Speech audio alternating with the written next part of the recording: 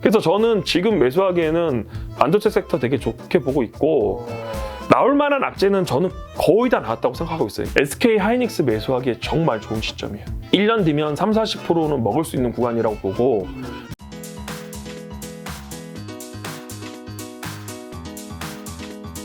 아이디 불스톡님께서 현재 반도체가 악재들이 계속 나오고 있는데 지금 상황에서 펀진짱님은 반도체 주식에 대한 어떤 견해를 가지고 있는지 궁금합니다. 최악에 사서 호재에 팔아라가 혹시 지금일지 궁금합니다. 요 답변까지 뭘 하시려는 거랑 같이 주시면 좋을 것 같네요. 그래서 일단 개인은 기간에 비해서 좋은 게 베팅할 수 있다. 그러니까 베팅할 수 있다가 나쁜 개념으로 얘기하는 게 아니에요. 그러니까 시장에 덜 알려진 종목, 싼 종목을 내가 비교적 이른 시기에 살 수 있다는 걸 말씀드리는 거예요. 그렇게 할 수 있고 그다음에 이런 경우에 손절 안 할 수 있어요. 그러니까 여기서 본인이 잘 판단을 해야 되는 게 여기서 본인이 물론 뭐 전업투자하고 트레이딩 잘하고 이러면 2차전지 따라가서 뭐 이렇게 하면 되죠. 근데 본인이 직장도 있고 애도 봐야 되고 뭐 이래야 되는데 여기서 뭐 2차전지 따라가서 얼마나 보겠어요. 이렇게 최악일 때 사는 거예요. 최악일 때. 그래서 저는 지금 매수하기에는 반도체 섹터 되게 좋게 보고 있고 나올 만한 악재는 저는 거의 다 나왔다고 생각하고 있어요. 왜냐하면 지금 PC 안 좋다고 했고 스마트폰 안 좋다고 했죠. 그 다음에 지금 중국 서버 안 좋다고 하고 오늘 보니까 북미 서버 안 좋다고 돌고 있더라고요. 그래서 이 네 가지가 나와서 거의 빠질 만큼 빠졌다고 생각하고 있고 그리고 저는 어제도 이제 사람들 만나서 지금 SK 하이닉스 매수하기 좋다고 얘기를 하니까 누가요? 제가 이제 개인적으로 사람들, 그러니까 SK 전업 투자자 말고 일반 사람들, 일반인 직장인들. 그래서 뭐 사야 되냐 그래서 SK 하이닉스 사야 되니까 막 뭐 저런 종목을 얘기해 막 이런 분위기인 거예요. 그런데 SK 하이닉스 매수하기에 정말 좋은 시점이에요. 지금? 네. 그러니까 요거 어차피 나중에 이제 뭐 이 김 작가님이 이거 올려주실 건데 SK 하이닉스 PBR 보고 사야 되거든요. 그러니까 사이클 종목이라 PBR을 봐야 되는데 지금이 아마 트레일링으로 PBR 1배 부근이고 그 다음에 포워드 PBR로는 아마 0.9배 부근이거든요. 역사적으로는 하락 사이클 때 그 경제 위기만 아니면 0.9배 정도가 바닥이었고 그 다음에 상승 사이클 때는 PBR 1.5배에서 2배까지도 갔거든요.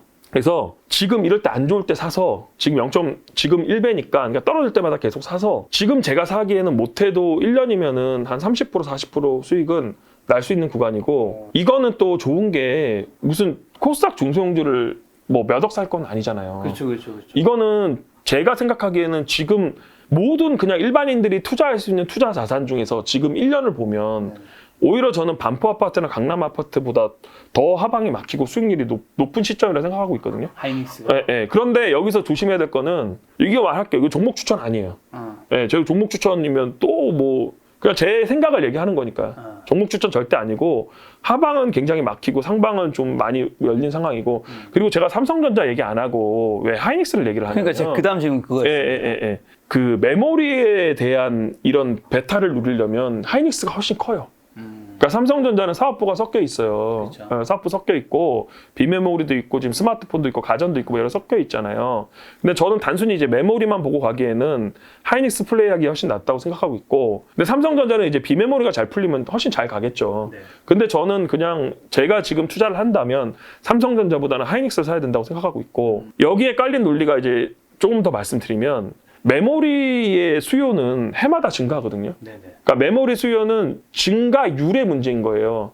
해마다 수요가 증가하지 않을 수가 없는 상황이고 4차 산업혁명이라고 하잖아요. 메모리 수요는 갈수록 늘 거예요. 근데 저는 뭐 먼 미래를 예상할 수 있는 능력이 안 되는 사람이라 내년치만 딱 보게 되면요. 지금 전형적인 하락 사이클의 이런 바닥 구간이에요. 지금 수요가 안 좋은 거를 지금 모든 그 마이크론이랑 하이닉스랑 삼성전자가 예측을 하다 보니까 올해 비트그로스보다 내년 비트그로스가 되게 많이 줄어요. 3사가. 3사가 되게 많이 줄고 그러니까 마이크론, SK 하이닉스, 그다음에 SK 하이닉스 다 이제 3사가 줄고 그리고 요건 이제 키움증권 리포트 보시면 나와 있는데 저는 이제 키움증권 리포트에 나오는 수치보다 더 안 좋을 거라 생각하고 있어요. 그 이유가 뭐냐면 삼성전자가 투자 여력이 없어요. 그러니까 삼성전자가 왜 투자 여력이 없냐면 올해 지금 비메모리에 너무 많이 투자를 했고요. 그 다음에 P4랑 P5가 내후년부터 돌아가요. P4는 내후년부터 돌아가고 P5는 언제 돌아갈지 모르겠어요. 그래서 그리고 얘네는 또 그 EUV 공정에 투자를 많이 했거든요. 그러니까 지금 삼성전자가 기존 공정에서 EUV 공정으로 가는 단계라 이 가독이라 생산 효율이 되게 낮아요. 그래서 제가 보기에는 삼성전자의 내년 비트 그로스가 되게 낮고 거의 역대급으로 낮을 것 같아요. 역대급으로 낮은 상황에서 근데 거기서 하이닉스랑 마이크론도 지금 공급이 되게 많이 줄죠. 그러면 상대적으로 이익을 볼 수 있는 회사가 저는 마이크론이래. SK 마이크론이면 큰일 나는데 SK 하이닉스가 되게 이익을 많이 볼 것 같아요. 그러니까 삼성전자가 3사가 공급이 많이 줄었어. 그중에 특히 삼성전자가 많이 줄었어.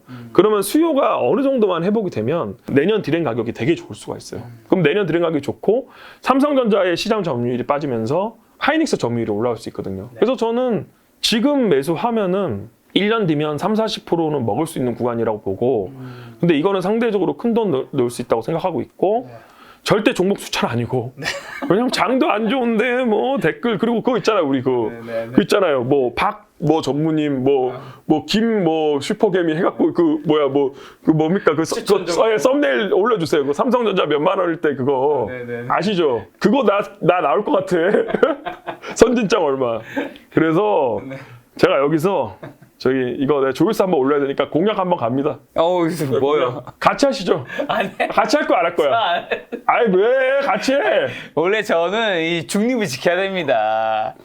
네, 공약할게요. 뭔데요? 공약. 무슨 공약인데?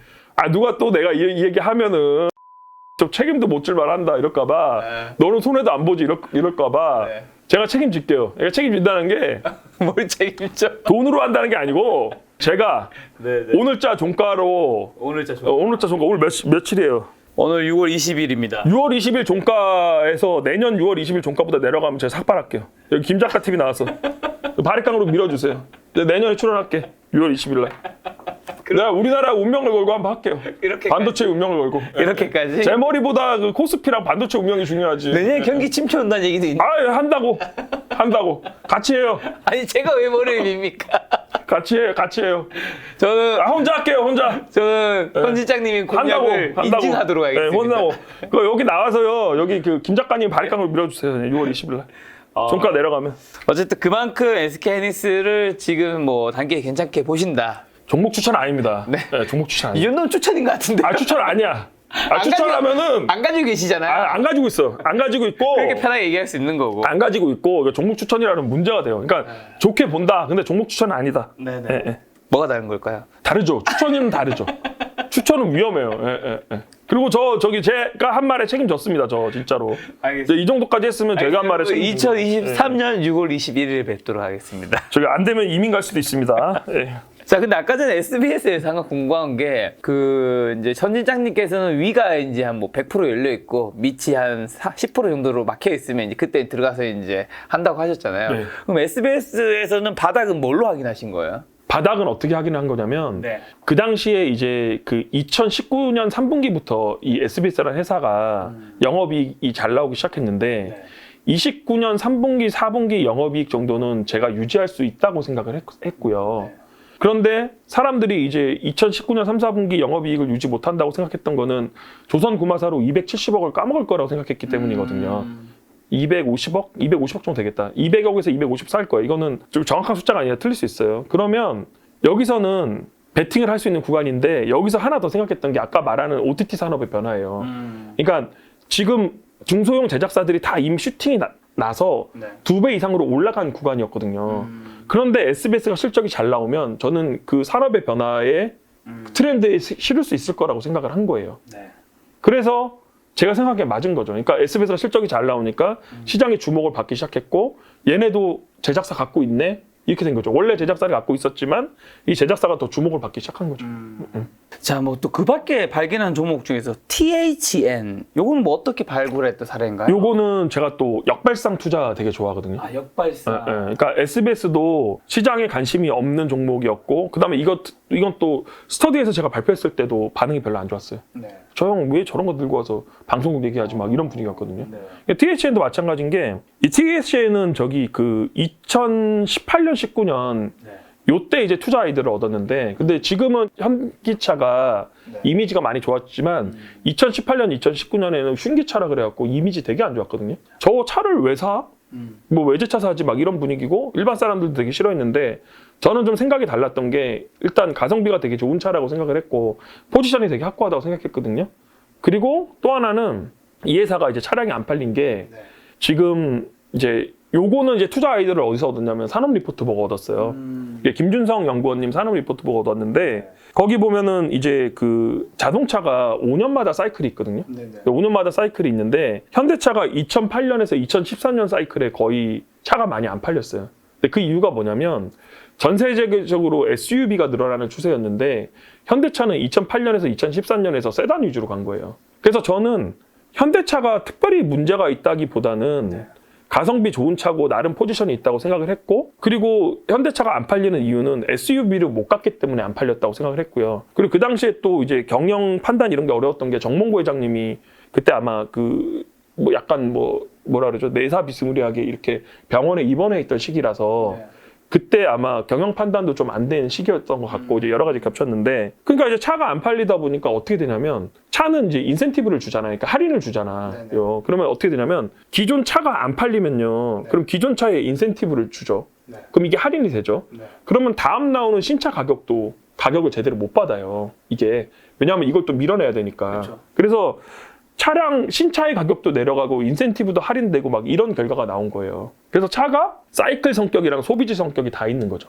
그러니까 사이클은 이제 5년 주기 사이클 얘기하고 그래서 이제 요번 사이클 때는 그 전 사이클에서 이제 세단이 많이 나와서 지금 이제 차량이 많이 안 팔렸는데 이번 2018년, 2019년 요 사이클 때는 정의선 사장님이 이제 경영권을 잡으시고 SUV로 거의 뭐 몰빵을 하다시피 한 거예요. 그래서 차량이 신차가 다 SUV가 70%가 나온 거야. 그래서 SUV가 70% 나오면서 이게 호평을 되게 받으면서 그 다음에 인센티브가 줄어들고 신차 가격도 올라가는 사이클을 탄 거예요. 그때 팰리세이드가 그때 처음 나왔고 그 다음에 그 중소규모의 이런 SUV 나와갖고 SUV가 현대차에서 엄청 선방을 한 거예요. 그리고 THN 같은 거랑 이런 것들이 지금 미국에서 잘 팔리고 그래서 현대차가 지금 점유율이 되게 많이 올라갔는데 시장 점유율이 미국에서 이때가 거의 시발점이 된 거거든요. SUV가 나오면서 그러면 SUV가 나오니까 이제 기존의 회사 중에서 SUV의 수혜를 받는 회사를 찾자 이렇게 된 거예요.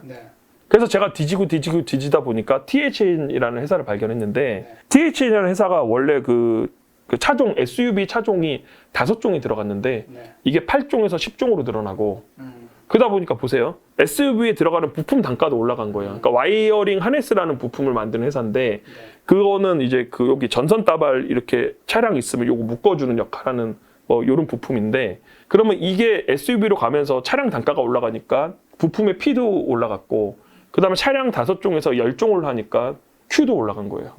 그래서 P랑 Q가 동시에 올라가는 구간이고 시장에서 모르는 종목이었고 그때 이제 시총이 그때 한 200억대였는데 영업 PER로 한 2배 정도밖에 안 나오더라고요.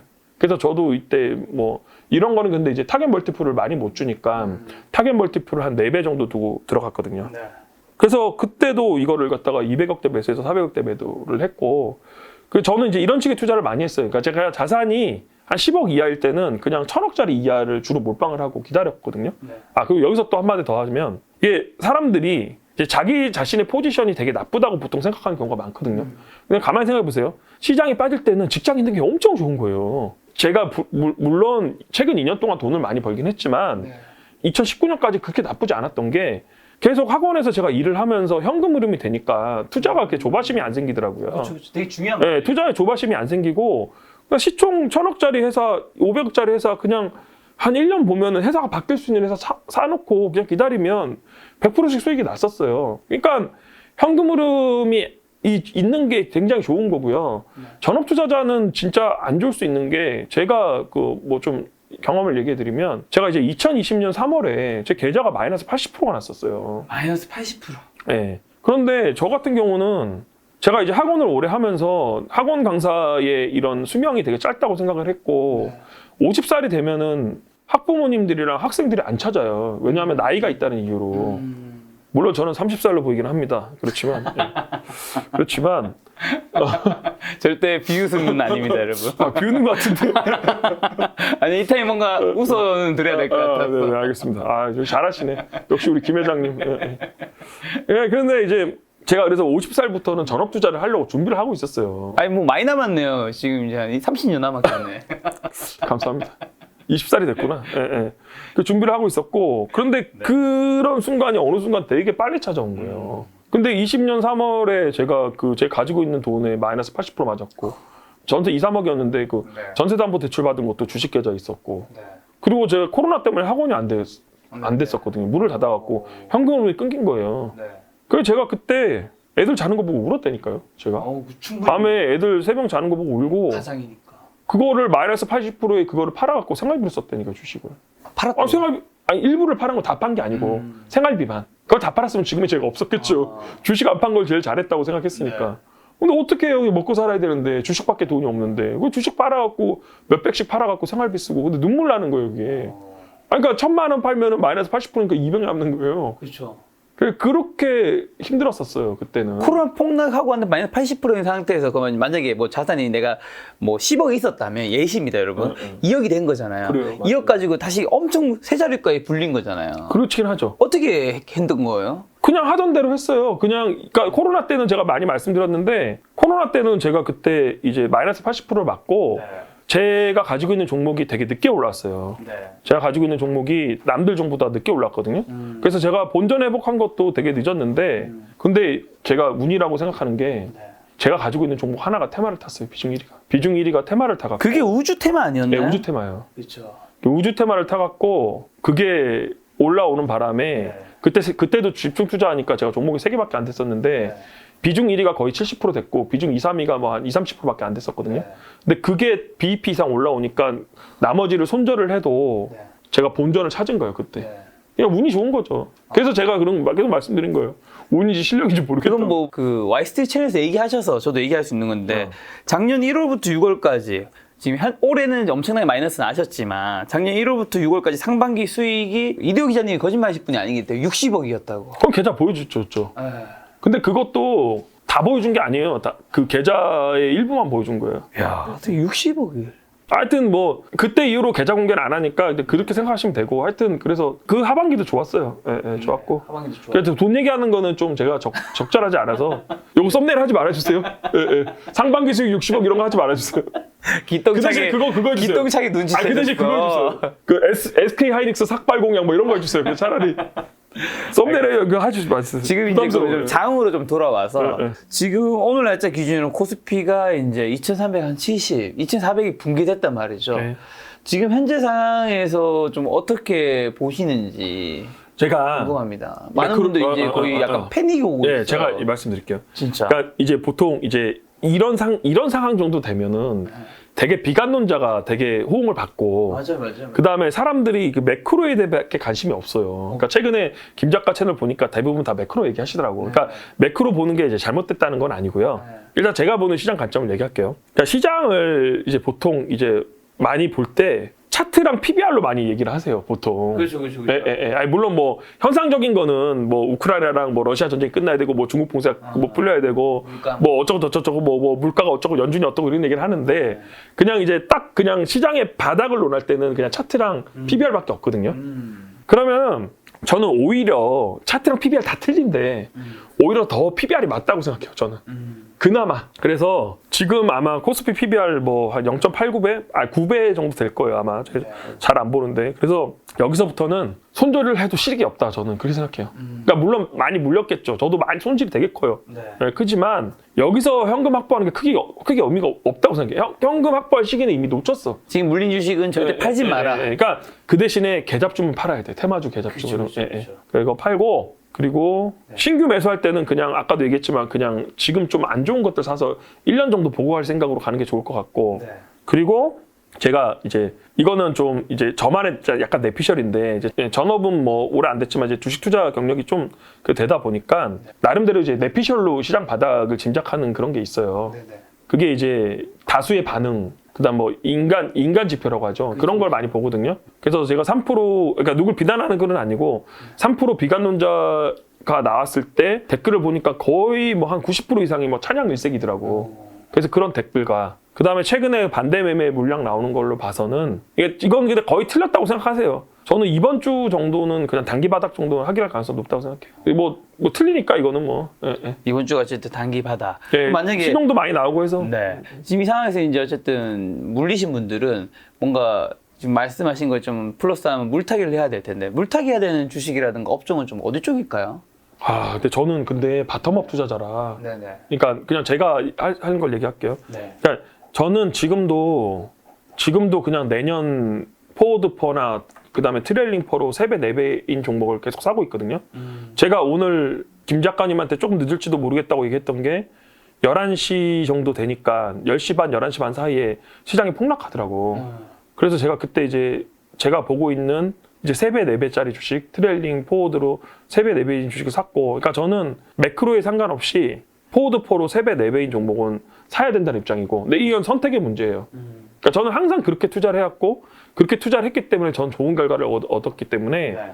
시장에 상관없이 좋은 회사랑 좋은 주식을 사야 된다는 게 저희 생각이고, 시청자 여러분들이 반론을 할 수 있어. 아니, 지금 이게 지수가 이렇게 떨어지는데 종목이 무슨 소용이냐? 충분히 이럴 수 있잖아요. 그렇죠. 매크로가 이렇게. 그런데 네. 여러분들이 아셔야 될 게 지금 코스피가 2,300인데 내가 3,000에 물렸어. 근데 2,300에서 3,000 간다고 해서 꼭 3,000에 가야 자기 종목이 회복되는 게 아니에요. 종목을 엄선해서 잘 고르면 네. 바닥만 하긴 하고 네. 여기서 뭐 100포인트, 50포인트 이렇게만 올라도 종목이 가면 종목은 금방 회복을 해요. 그러니까 제가 대형주 예를 들어서 좀 그런데 대형주야 지수 연동이 많이 되니까 지수가 많이 올라야 되지만 저는 이제 대부분 코스닥 중소형주를 하기 때문에 지금 뭐 지수가 한 뭐 770, 780일 거예요 아마. 네. 지금 그렇죠. 오늘 어떻게 됐지 뭐. 지금 코스닥이 764 마이너스 4.31%입니다. 와 장난 아니네. 저희 녹화하는 동안에 2.5% 더 떨어졌네요. 그래서 4.6%인데 그러면 여기서 이게 코스닥이 1000 가야지 내 계좌가 회복되는 게 아니고 시장의 바닥 정도 확인하고 안정적인 걸로 가서 한 850 정도만 가도 종목을 잘 고르면은 자기 계좌가 본전에 올라와 있어요. 저는 항상 그런 경험을 했기 때문에 제가 이제 말씀을 드리는 거고요. 그리고 매크로가 예측하기가 너무 힘들거든요.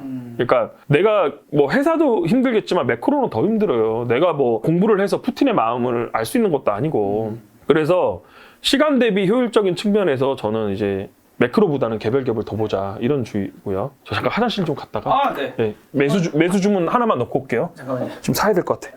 죄송합니다. 자, 매수하고 돌아왔습니다. 자, 김 작가 TV 최초로 지금 장중이라기보다 촬영 중에 장이 진짜 이렇게 폭락하는데 지금 빨리 매수를 해야 한다고 네, 매수. 화장실까지 잠깐 이제 브레이크 타임을 요청하셔서 반대 매매는 받아줘야 됩니다. 지금 매수를 선택하신 이유는 뭘까요? 그 종목이 내년 포워드 퍼로 3배 정도 될 것 같습니다. 네. 그냥 사야 될 것 같습니다. 저는 뭐 여기서는 그냥 지구가 멸망해도 사야 된다고. 여기서는 더 떨어지더라도 그건 내가 감내해야 될 영역인 거고. 그런데 여기서 여러분들이 오해하지 마실 게 제가 지수가 바닥이라서 사는 게 아니에요. 지수 바닥 몰라요. 모르고 제가 이제 이번 주 지수 바닥일 거라고 하는 거는 저의 바램과 뭐 이런 게 들어간 거지. 그러니까 제가 그 투자 포인트를 잘 보셔야 돼요. 그러니까 저는 종목이 내년 PER로 3배기 때문에 산다는 거지 지수가 지금 바닥이라서 사는 게 아니에요. 예. 혹시 그 종목은 말할 수는 없지만 말할 수 그 종목은 섹터가 어디에 있나요? 반도체예요. 반도체에 있다. 예, 제일 많이 빠져갖고 뭐 그냥 반도체 있고 여러분 힌트 점차 찾아가시면 돼. 뭐 중소형주겠죠, 그렇죠? 중성줄에서 근데 그거 네이버 보고 찾을 수는 없어요. 아 진짜. 예, 그걸로는 네이버에서 3배짜리 하나도 없어요. 어. 반도체 주중에서. 예. 알겠습니다, 여러분. 지금까지 이제 선진장님이 얘기하신 걸 바탕으로 잘 찾아보시면 좀 도움되지 않을까 생각하고요. 안녕하세요, 김 작가 부익남입니다.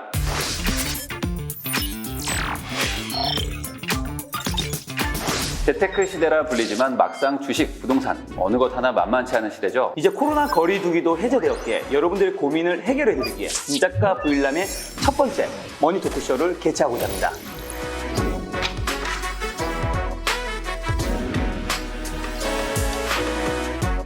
재테크의 양대 산맥이라고 하면 역시 주식과 부동산이죠. 김 작가님, 주식 투자 편에서는 어떤 게 준비되어 있나요? 요즘 주식 투자하기 힘드시죠? 코스피 3,000이 깨진 순간부터 주가가 싸다는 이야기를 듣고 그때마다 주식을 담았더니 어느새 2,600까지 왔습니다. 무엇보다 힘든 것은 1년 내리 장이 빠지면서 지친 투자 심리와 지금의 주가가 충분히 싼 건 맞지만 이제는 더 살 현금 여력이 없다는 사실이죠. 그래서 많은 개인 투자자분들이 힘들어하고 있습니다. 그런 분들을 위해 대한민국 최고의 주식 투자 전문가들을 섭외했습니다. 가치 투자의 대가 에세플리 자산운용 강방채 회장님, VIP 자산운용 최준철 대표님, 성장주 투자로 수백억대 이상의 자산가가 되신 슈퍼개미 이종윤 세무사님, 단기 매매로 수백억대 이상의 자산가가 되신 보컬 김영준님, 그 어디에서도 직접 뵐 수 없는 이 모든 분들을 한자리에 모셨습니다. 앞으로 주식시장은 어떻게 되는지, 지금은 어떤 주식을 사야 하는지, 주식은 언제 사고 팔아야 하는지, 여러분들이 궁금한 모든 질문들을 최고의 주식 투자 전문가분들이 직접 해결해 드리겠습니다. 주식만큼 부동산 시장도 요즘 너무 혼란스럽죠. 불란님, 부동산 투자편에서는 어떤 이야기 준비하셨나요? 요즘 부동산 투자도 어렵기는 마찬가지입니다. 전국적으로 집값이 떨어지고 있다는 뉴스에 거래량도 줄어들었지만 강남구 같은 일부 지역은 신고가를 찍고 있고, 경제 전문가분들은 부동산 시장 하락을 전망하지만 투자 전문가분들은 부동산 시장 상승을 말하고 있는, 하락과 상승이 동시에 전망되고 있는 어려운 상황입니다.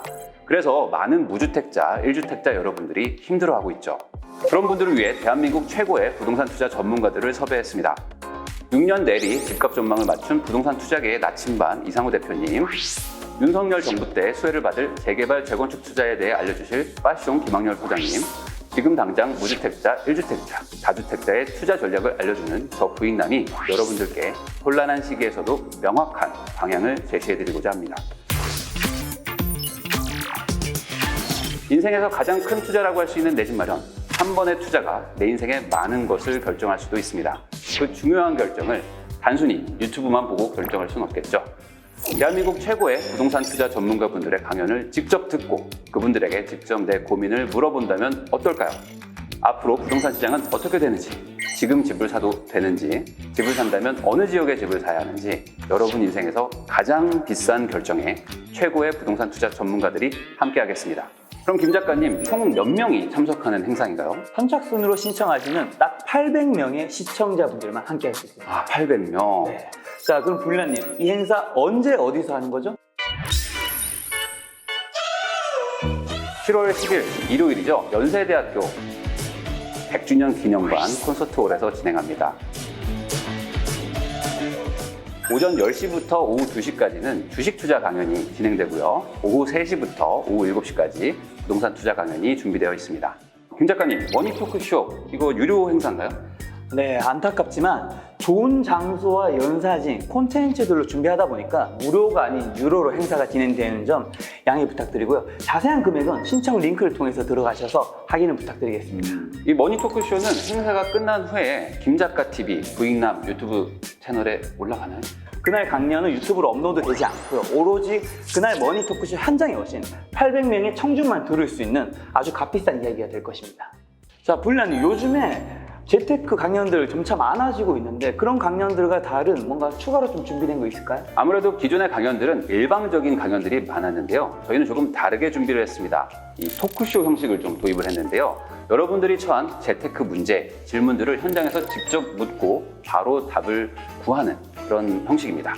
그래서 연사별로 강연 시간 30분 외에 토크쇼 40분의 시간을 배정했습니다.